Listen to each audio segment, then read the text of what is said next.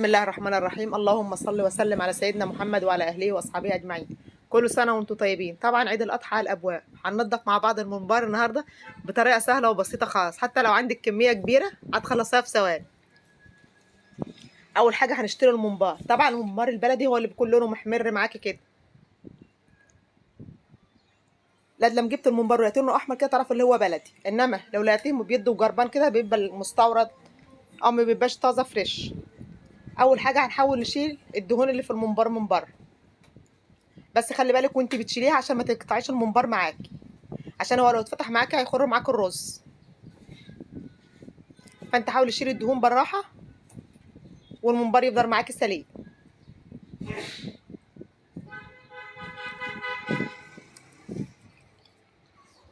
زي ما انت شايفه انا بحاول اشيل اكتر كميه من الدهون الموجوده عليه.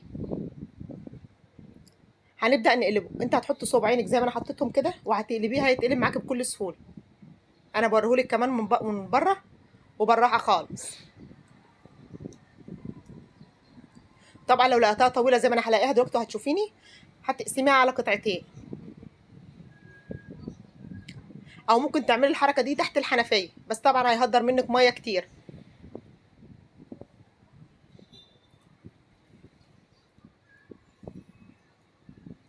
هي بكل سهوله بتتقلب معاكي.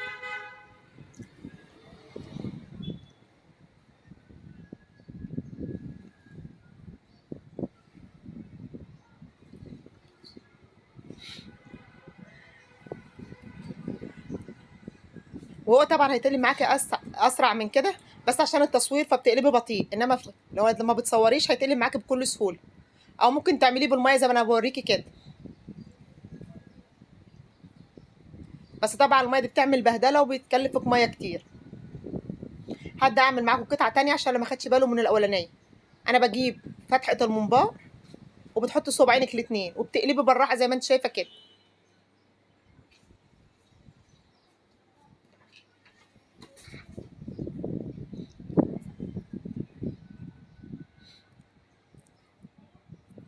طبعا هنقلب الكميه كلها.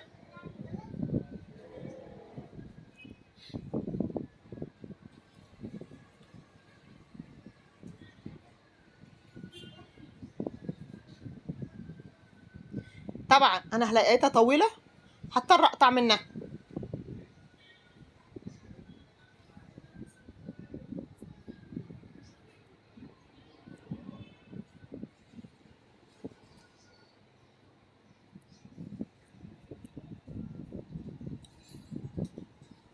كده انا بوريكم عشان اللي انتوا عايزين تقلبوها تحت الميه. اهي كده خلاص الميه جرت فيها، تعرفي اللي هي اتقلبت معاك.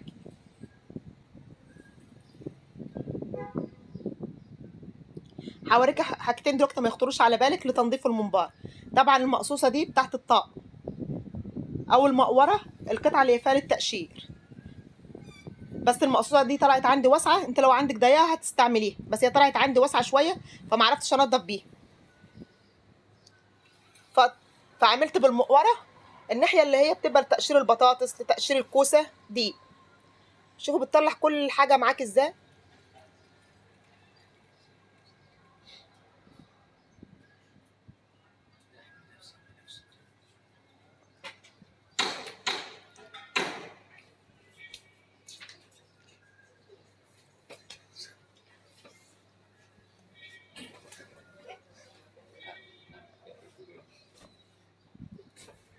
زي ما انت شايفه هي بتطلع كل الوحاشه اللي في الممبار معاكي من جوه.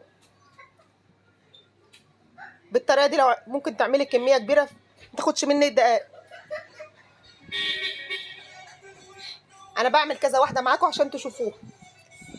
طبعا انتوا شايفين اللي بيطلع معايا، وبالطريقه دي هيبقى معاكي تنظيف الممبار بكل سهوله ومش هياخد منك وقت.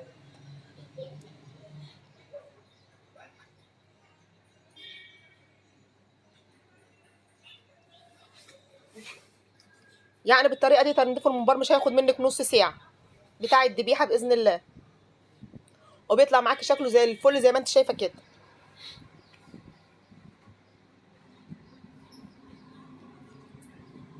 طبعا انت لو مش حابه تنضفي لا بدي ولا بدي هتنضفيه بالسكينه زي ما بعمل كده، برضو ما بياخدش منك وقت. بتستعملي الحوض او رخامه او صينيه وانت قاعده وهتنضفيه. يعني تنظيفه بالسكينه برضو سهل. حابه تنضفي بالمقوره او بالمقصوصه نضفي، او حابه تنضفيه بالسكينه زي ما وريتلك كده اعملي. طبعا كده احنا خلصناه تنظيف. هبدا انزل عليه بقى بملح. هتمرطيه مرطه كويسه بالملح عشان لو فاضل فيه اي حاجه،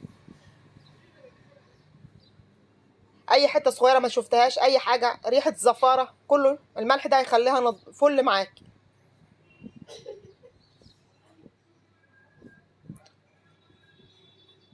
الملح كده بمرطه بالملح، وهنزل عليه كمان بشويه دقيق عشان الملح والدقيق بيشيل اي زفره فيه.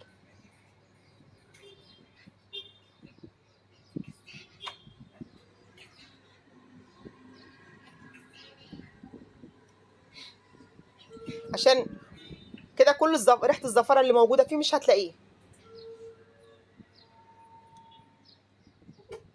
هتسيبيه بالخلطه دي حوالي 5 دقايق.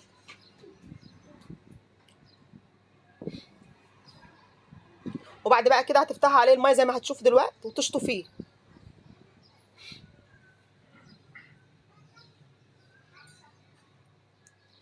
كده هتبداي تنزلي من عليه الملح والدقيق.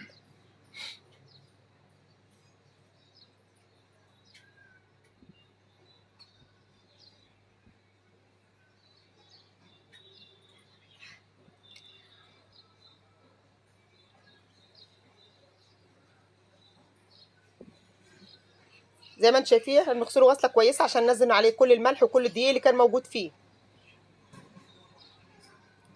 كده بقى معايا نص طماطميه همرطه بيه واسيبها برده 5 دقايق. الطماطم بتشيل اي ريحه زفاره او اي حاجه موجوده فيه، اي ريحه انت ما بتحبهاش.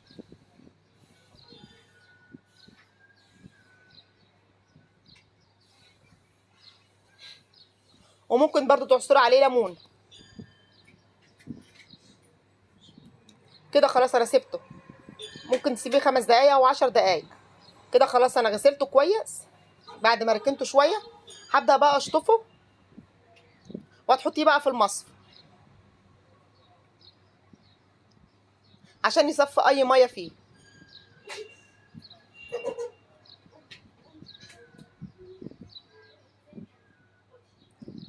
كده انا بوريكي لو انت حابه ما تحشش على الدهنه، حابه تخلي الدهنه بره هترجعي تقلبيه تاني القلبه دي. لو انت حابه الدهنه تبقى بره ما تبقاش معاكي في الحشوه من جوه. طبعا شايفين شكله زي الفل ازاي بعد ما اتغسل.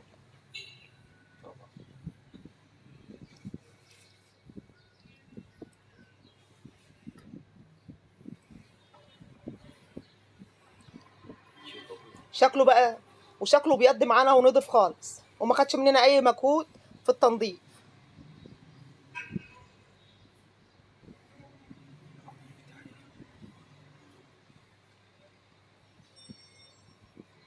طبعا زي ما انتوا عارفين كانت اكتر حاجه بتزهقنا في الذبيحه هي الممبار وتنظيفه. انا عملت لكم واحده تانية عشان تشوفوها برضو.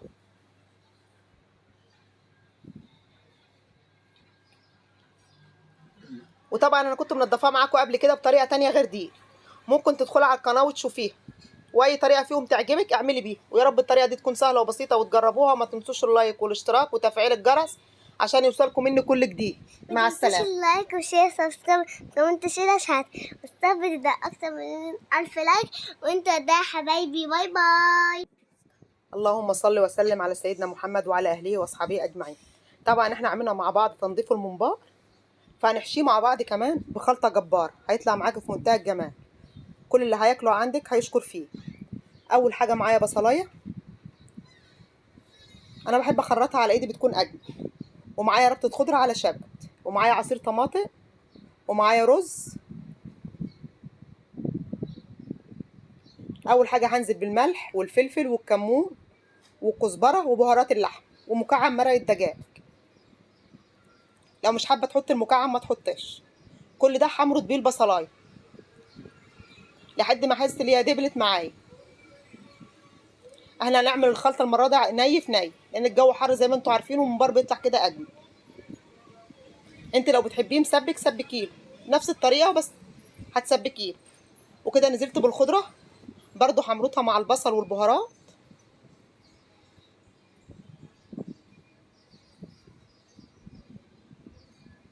بمرط انا كل ده عشان احس بالدبلان بتاعه وريحته تطلع معايا. ريحه البهارات والخضره والبصل طالعه ريحه في منتهى الجمال. هبدا انزل بالرز. طبعا الرز احنا غاسلينه، احنا بنقعش في ميه، احنا بنغسله ونشتغل بيه على طول. او لو رز نضيف مش حابه تغسليه ما تغسليش. وهنزل عليه بعصير الطماطم، ويفضل الطماطم تكوني ضربها من غير ميه. ونزلت عليه بشويه زيت. الزيت ده هيخلي الرز معاكي مفلفل من جوه وما يعجنش، وهيديله لمعه جميله. طبعا انت بتنزلي بعصير الطماطم شويه شويه، لو انت عامله كميه زي اللي انا عاملاها كده. كده انا حسيت ان الرز محتاج شويه، هزود له شويه صلصه. طبعا احنا عاملينه عصير تقيل زي ما قلت لكم في الاول.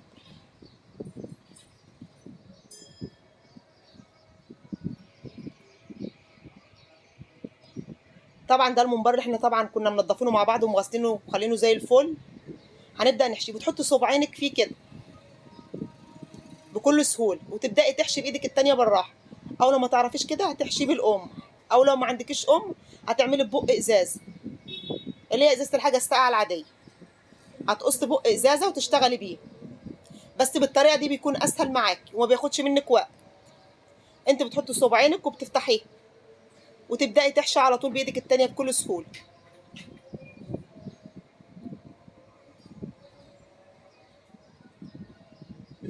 طبعا الممبار ما بنحبوش يكون مليان، انت بتعمليه مبطط خالص عشان ما يفرقعش منك وهو بينسلق، او يخر ميه معاكي. كده خلاص الممباريه خلصناها زي ما انتم شايفين مبططه خالص معايا. وهنمسحها بقى من الرز اللي عليها وننضفها من الرز اللي عليها.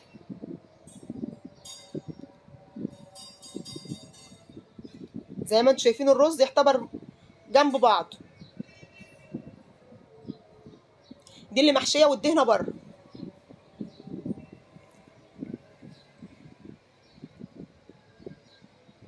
هبدا اعمل واحده معاكم تاني عشان اللي ما خدش باله من الاولانيه ياخد باله معايا من دي. زي ما انتم شايفين الصبعين بتفتحي، وبالايد التانيه بتبداي تنزلي الكل بالراحه.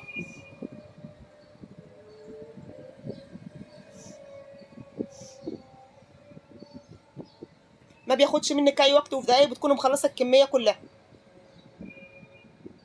بس اهم حاجه ما تمليش الممبار عشان ما يفرقعش منك. ولو مثلا مش عارفه تحشيه كله، انا عملت معاكم واحده برده من الناحيه التانيه اهي، هتزوديها برده من الناحيه التانيه بكل سهوله، برده ما فيهاش اي حاجه. اللي انا بحشيها معاكم دي اللي الدهنه بتاعتها جوه، انا حبيت اوريكم دي وحبيت اوريكم دي.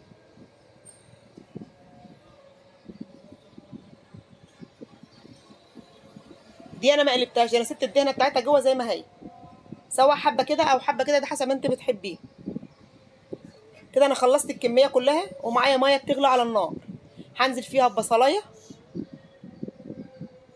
وفلفل اسود، وهنزل فيها معلقه طماطم او طماطمايه سليمه. دي كانت فاضله عندي من الخلطه اللي انا كنت عاملاها، طماطم ما عليهاش اي حاجه خالص. ودي كبابه صيني، يبقى بصلايه وورق لورا، يبقى بصلايه فلفل كبابه صيني ورق لورا، ومعلقه طماطم او طماطمايه سليمه. وهتنزلي بالممبار. طبعا احنا منضفينه من الرز ومعلش اي حاجه. وهو بيقفل معاكي اول ما بينزل الميه، بيقفل معاكي من غير ما تعمليه بخيط او تعمليه باي حاجه خالص. انا هوريهولكم اهو عشان تشوفوا هو قفل معايا على طول اول ما نزل الميه.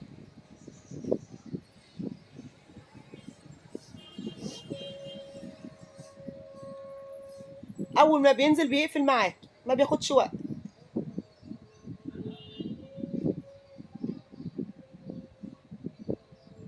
كده مش محتاج، دي اللي انا لسه منزلاها قدامكم حالا، يا دوبك طلت الميه السخنه قفلت على طول.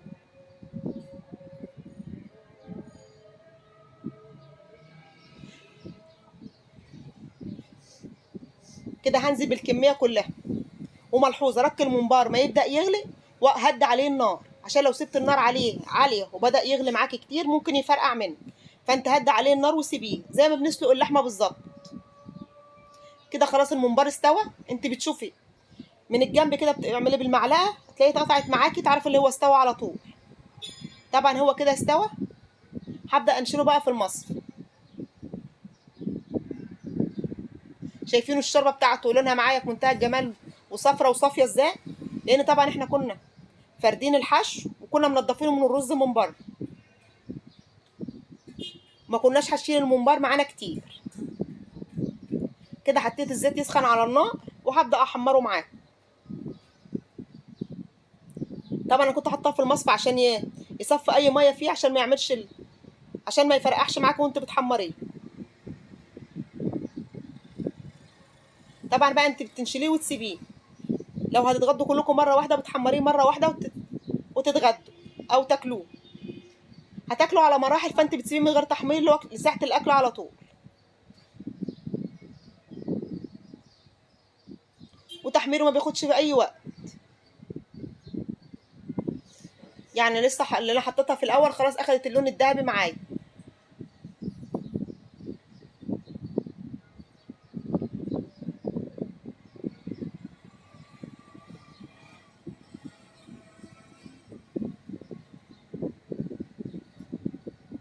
كده نبقى نضفنا الممبار مع بعض بطريقه سهله وبسيطه، وكمان حشيناها برضو بكل سهوله.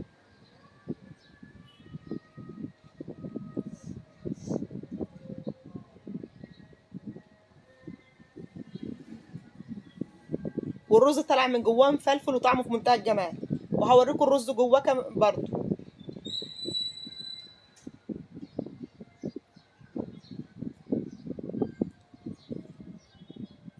كده خلاص اخد اللون الذهبي اللي انا عايزاه. هبدا بقى اطلعه.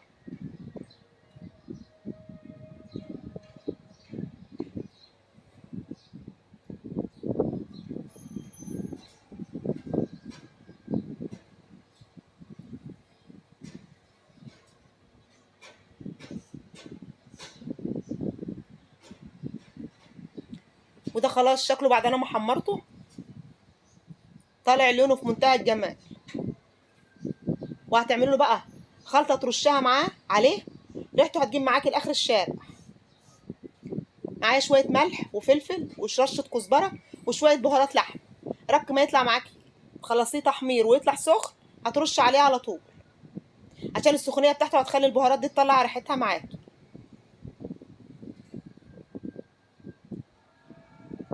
ريحته هتفحم معاكي كانه معمول في المصمت، واحلى كمان، لان طبعا ده احنا عاملينه في البيت ومنضفينه وضامنينه وغاسلينه كويس.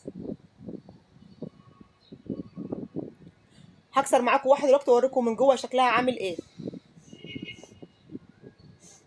طبعا عشان هو مستوي زي الفل، معلش بس هي لسه سخنه شويه، اتكسرت معايا بكل سهوله بالايد عادي من غير سكينه من غير اي حاجه. وشايفين الرز جواها الحبايه سايبه الحبايه ومفرفر ومن جوه في منتهى الجمال. والرز كمان مستوي، انا بضغط لكم عليه الرز مستوي، والرز جواه احمر ومفلفل ما هوش معجن. ويا رب الطريقه تكون سهله وبسيطه وتجربوها، وما تنسوش اللايك والاشتراك وتفعيل الجرس عشان يوصلكم مني كل جديد. ما تنسوش اللايك وشير سبسكرايب وكومنت وشير اشعار وصفت اكثر من مليون الف لايك وانت ده حبيبي. باي باي.